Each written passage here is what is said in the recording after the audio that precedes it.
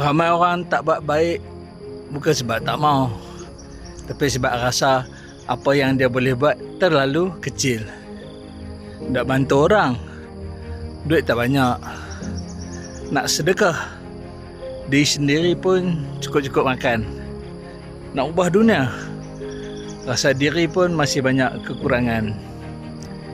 Lalu akhirnya apa? Akhirnya tak buat apa-apa. Sedangkan senyuman tu pun satu kebaikan. Mendoakan orang tu kebaikan. Okey. Memudahkan urusan orang lain itu kebaikan. Berkata yang baik-baik itu juga adalah kebaikan.